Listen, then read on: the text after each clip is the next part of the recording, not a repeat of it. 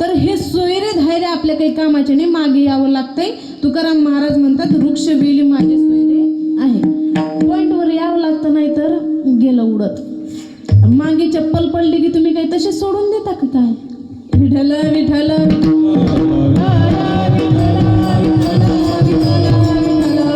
भजन करताय. आता पाटलाला समजलंय की तुकाराम महाराज फक्त भजन करतायत, त्या जवारीला काही पाहत.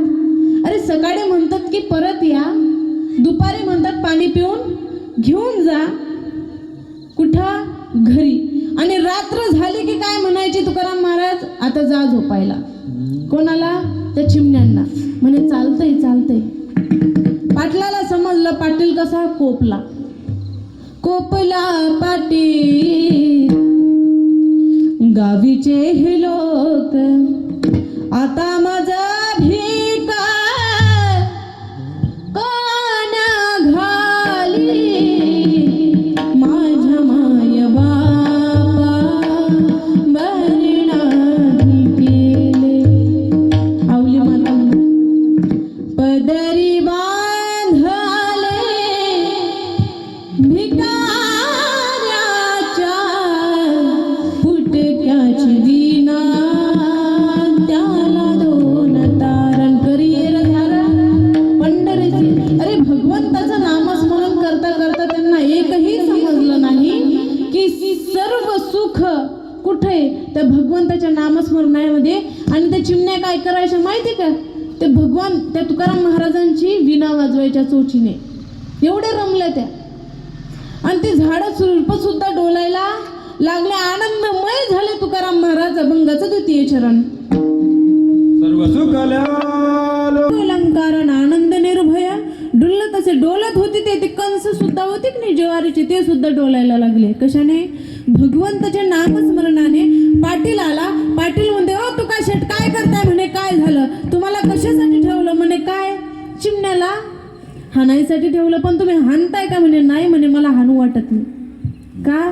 ते माझे लेकरं म्हणे, ते माझे सोयरे. मी कसं काय? ते येतात म्हणे, सकाळी येतात, दुपारी येतात, रात्री परत त्यांच्या घरट्यांमध्ये चालले जातात. ते माझे कोण आहेत? कोण आहेत? सोयरे आहेत म्हणे. ते मला माहित नाही. जर ज्वारीचे पोती भरले नाही म्हणे तर तुम्हाला द्यावं लागतील म्हणे. चालतंय. मोजणी करण्यासाठी कोणाला? जगाचा मालक. जगाचा मालक आला.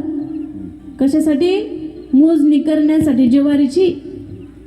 आणि तुकाराम महाराजांच्या पाठीशी असल्यावर, आपल्या पाठीशी भगवंत असल्यावर भेव कशाचा? मोजणी केली, दुप्पट भरले. काय? पोते. किती भरले? त्याच्यापेक्षाही दुप्पट भरले. तेव्हा त्या पाटलाने म्हटलं ओ तुका शेठ क्षमा करा, माझ्याकडून चुकी झाली. मला वाटलं तुम्ही कामच नाही करताय. ते काम करतच नव्हते, पण ते जगाचा मालक त्यांच्या पाठीशी असल्यामुळं त्यांना कशाचा भेव नाही. त्यांना फक्त नामस्मरण हवंय. मग तुम्ही जरी काही काम केलं नाही तरी भगवंताचं नामस्मरण. पण कर्म करावं लागतंय. कर्म माणसाला करावेच लागतंय. विठ्ठल विठ्ठल ठरवलेले होते पोते, तेवढे मी घेऊन जातो. पण पाटील म्हणाले घेऊन जा. जेवढे भरले, जास्तच भरले, ते सुद्धा घेऊन जा. नाही म्हणे, जेवढी बोली होती तेवढीच घेईल. आता आपल्यासारखा जर माणूस असता त्या ठिकाणी, नाही नाही आण, जेवढे असतील तेवढे चालतंय आपल्याला. काय? आवली माते म्हणाली माणसाचं डोकं फिरलं की काय माणूस देतोय तर घेत नाही. आवली माता होती, तिला संसारच आवडायचा. विठ्ठल विठ्ठल विठ्ठल.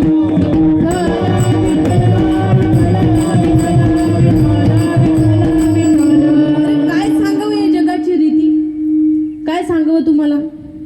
भगवंताशिवाय तुम्हाला जर काही वाटत नसेल, हे बघा, दुःख आहे सर्वांना आहे आणि ते काही जात नाही आणि ते जाणारही नाही. या पृथ्वीवर जो कोणीही मनुष्य जन्माला आला त्याला दुःखच आहे. सुखाची अपेक्षा करू नका. आणि जर सुख पाहिजे असेल तर भगवंताचं नामस्मरण घेऊन सुद्धा तुम्हाला दुःख येईल. का? कारण जेवढं तुम्ही पाप केलंय तेवढं ते धुतंय तुम्हाला. तुमचं मन धुतल्या जातंय आणि जे तुमच्या मनात आहे ते तुमच्या इच्छा तुम्हाला प्रकट होतात. पण दुःख काही जात मग तेवढं आपण समजतोय का? जेवढं भगवंताचं नामस्मरण तेवढं दुःख. मग तुम्ही म्हणाल आम्हाला कशाला?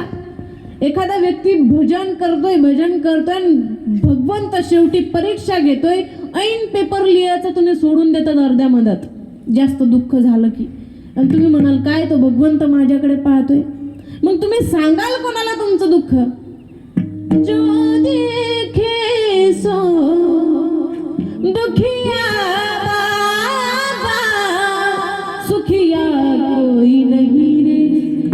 राजा दुखिया प्रजा दुखिया, सुखिया कोई नहीं रे.